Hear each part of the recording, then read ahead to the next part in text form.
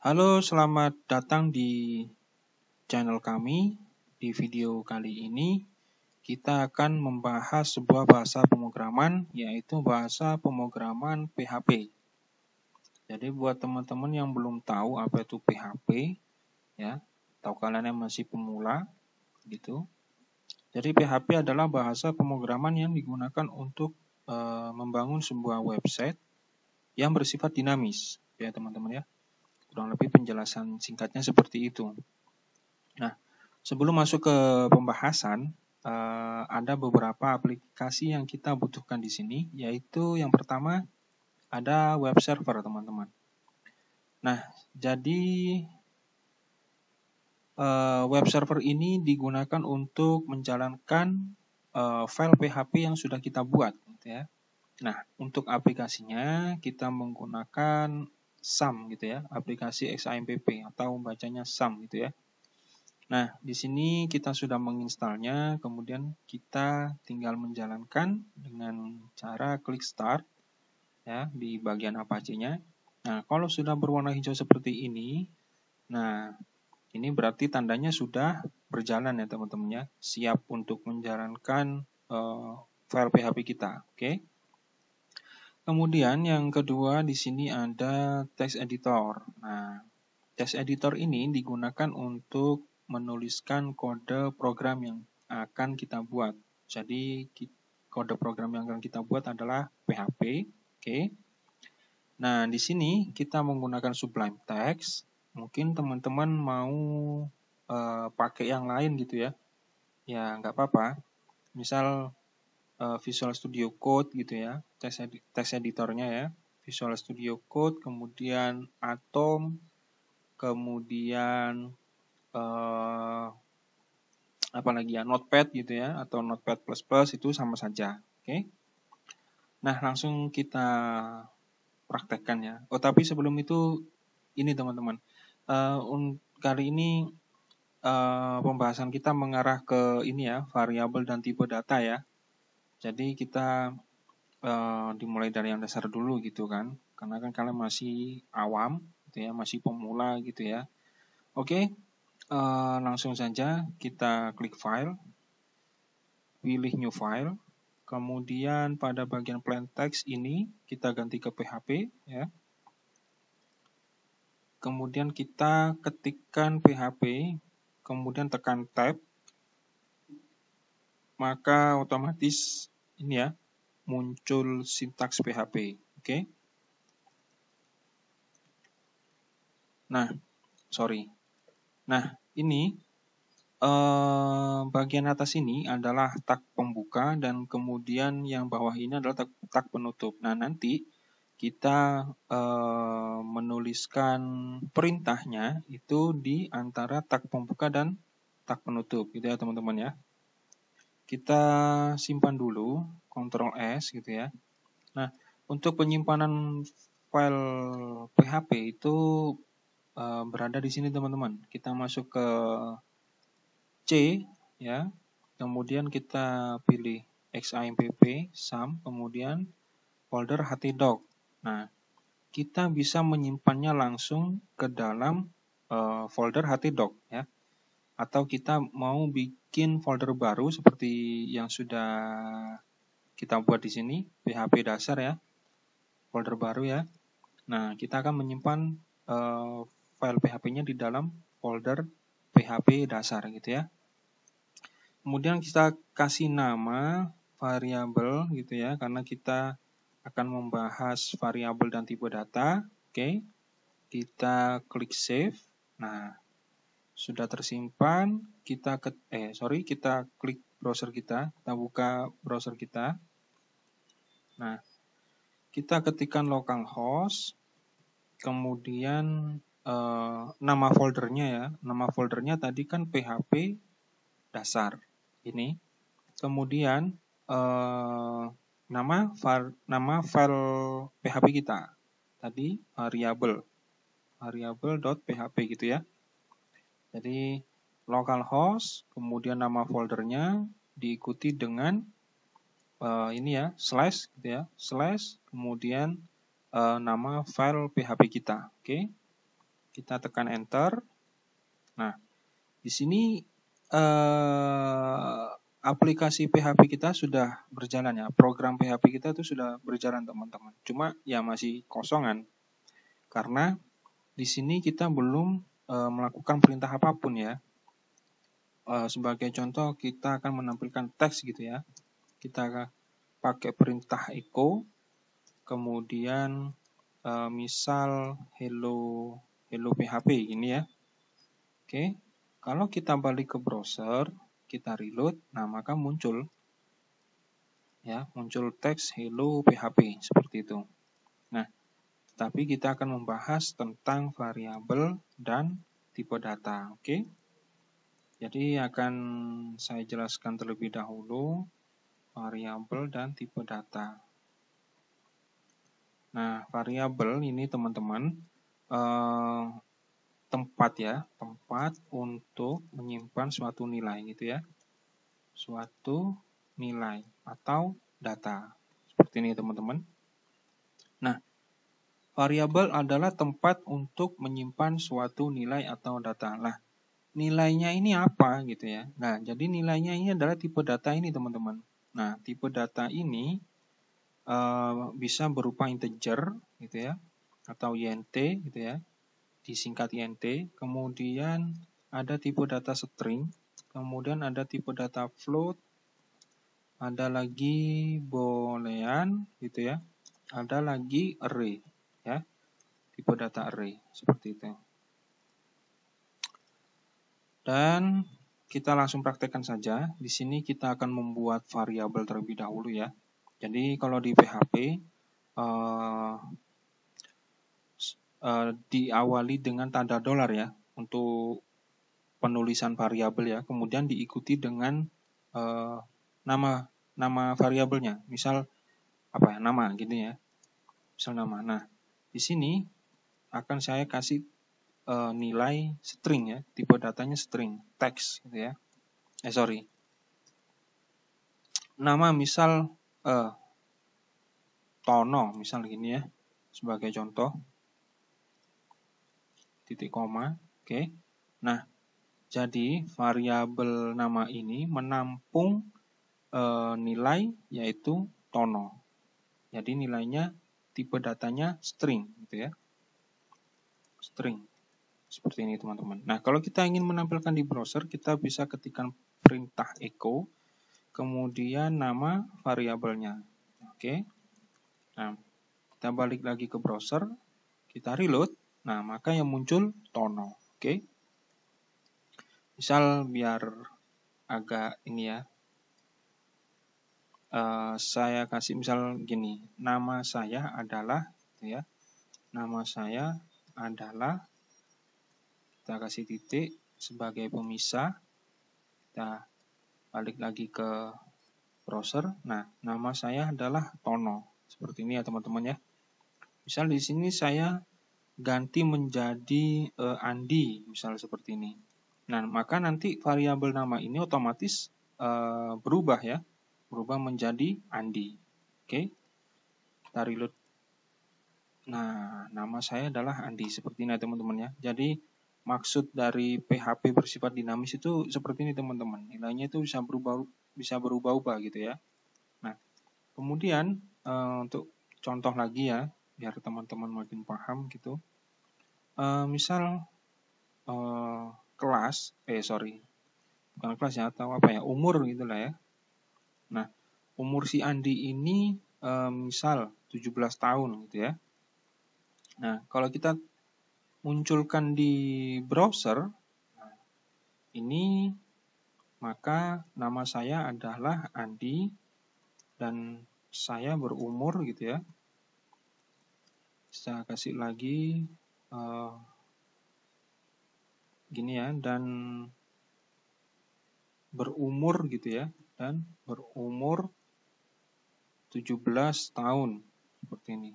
Berarti umur, variabel umur, kemudian ini titik ya, lupa. Kemudian kita ikuti dengan spasi tahun seperti ini teman-teman ya.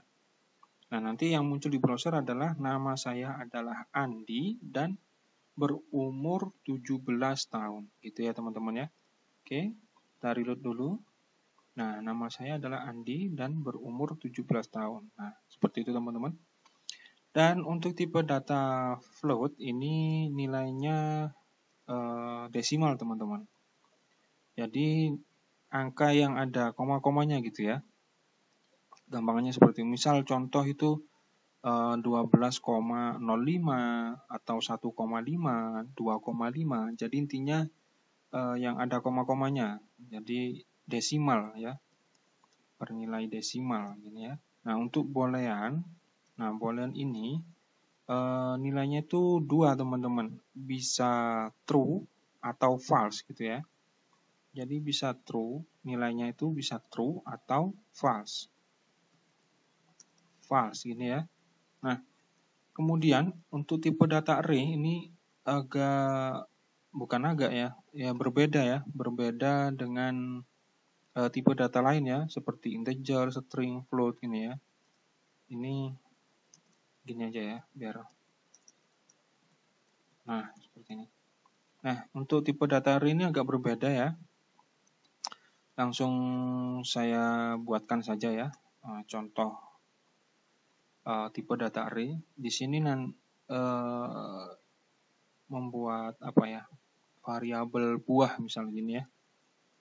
Nah, buah ini kan macamnya banyak gitu ya. Ada buah mangga, ada buah semangka, ada buah apel gitu ya. Nah, kita ketikkan array ini ya. Array, kemudian titik koma, jangan lupa. Nah, misal apel gitu ya. Kemudian ada semangka. Kemudian ada jeruk, misal gini ya. Nah, untuk array ini teman-teman. Sebentar. Nah, ini biar paham teman-teman ya. Biar ada ini ya. Ini tipe data array, ini tipe data integer gitu ya, teman-teman. Nah, untuk tipe data array, nah ini dimulai dari indeks ke 0, teman-teman.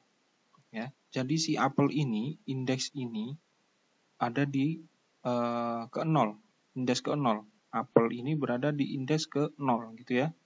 Nah, semangka ini berada di indeks ke 1. Kemudian jeruk ini berada di indeks ke 2 gitu ya. Nah, daripada bingung, langsung kita tampilkan saja ya. Ini nanti biar ada pemisah gitu ya. Saya kasih BR ini.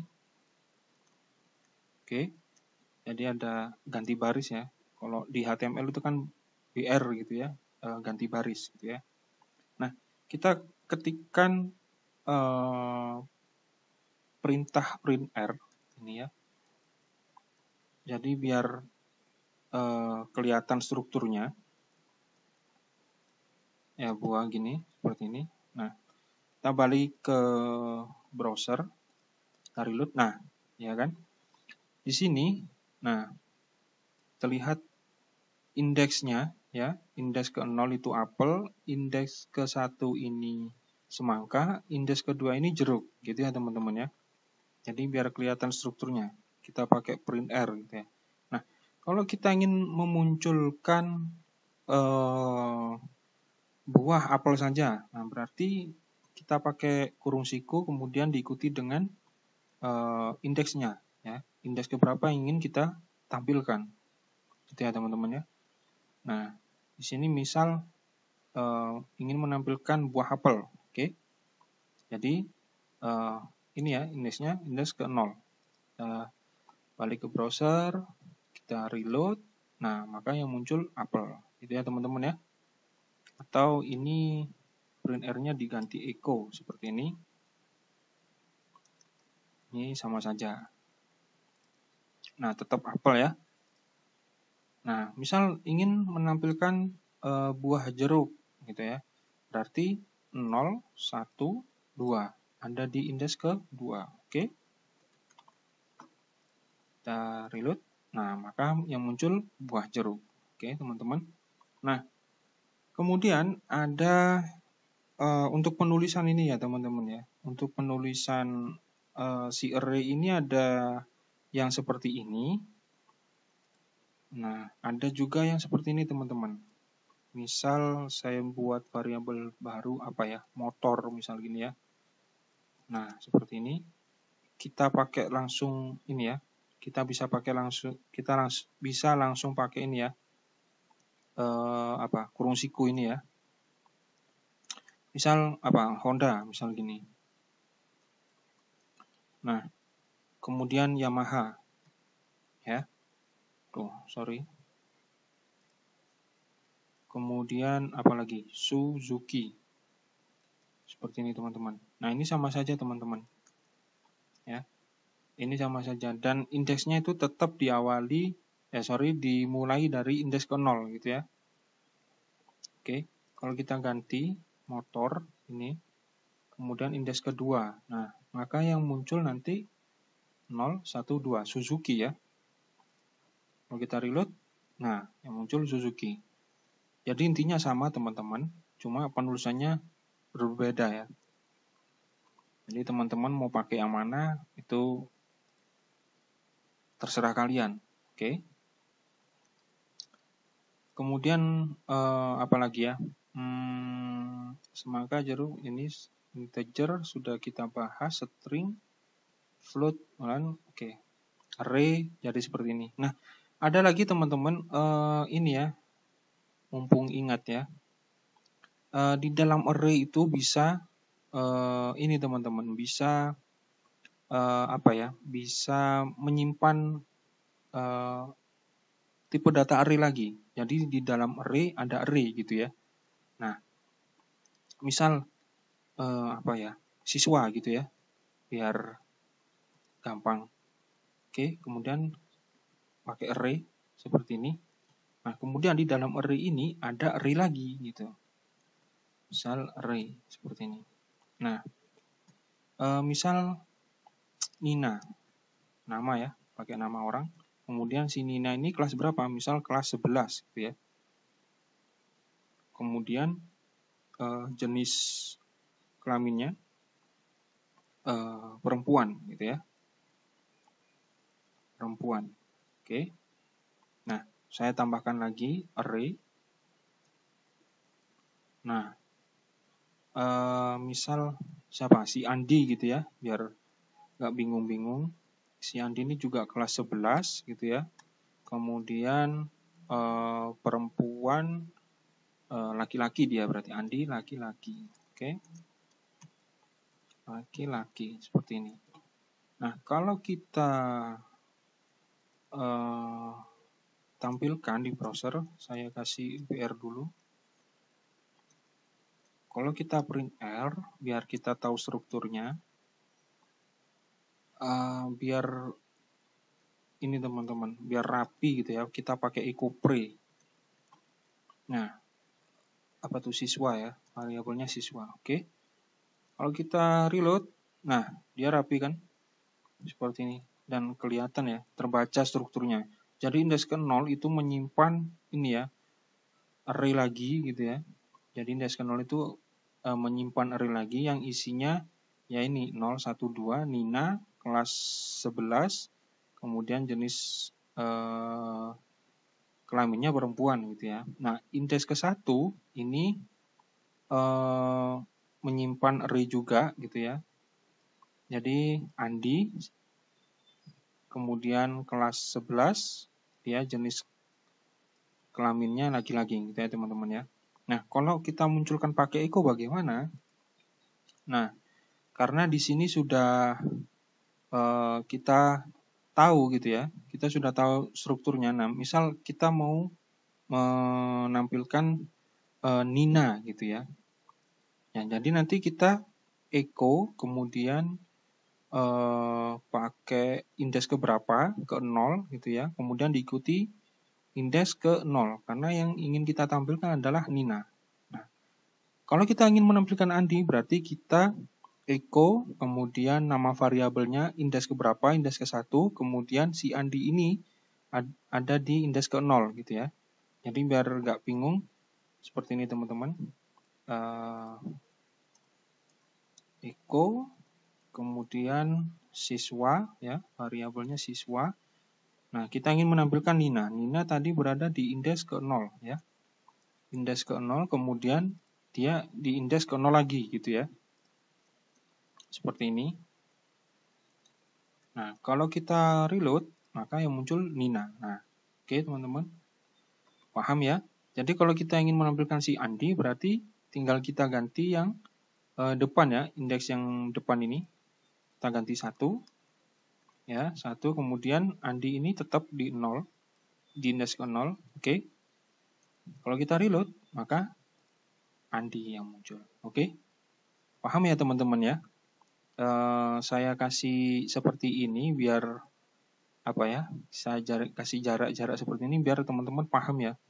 Jadi kalau print R kemudian diikuti dengan ada pre ini ya, itu biar strukturnya biar terlihat bagus gitu ya teman-teman, bisa dibaca. Kalau kalian nggak pakai pre ini, kita komen dulu.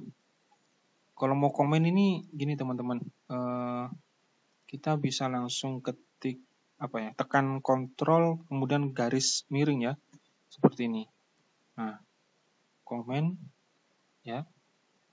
Ini komen, kemudian ini uncomment. Oke. Kita komen dulu. Kita nonaktifkan pre-nya ya.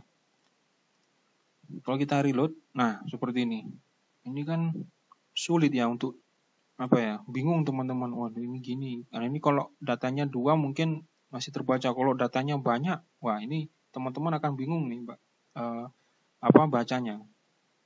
Nah, biar rapi jadi pakai ini ya.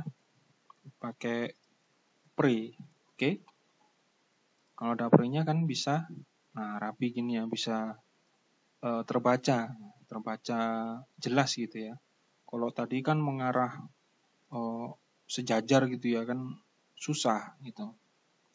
Nah, sekian dulu teman-teman untuk video kali ini ya, untuk materi variabel dan tipe data. Harapan kami itu teman-teman bisa paham gitu ya. Bisa paham dengan variabel dan tipe data, kemudian nanti kita lanjut ke step berikutnya ya. Jadi step berikutnya ini kita akan membahas operator ya, operator yang ada di PHP. Nanti kita akan menjelaskan di video selanjutnya gitu. Nah, sekian dulu teman-teman. Terima kasih sudah menonton. Mudah-mudahan kalian paham. Oke, sampai jumpa di video selanjutnya.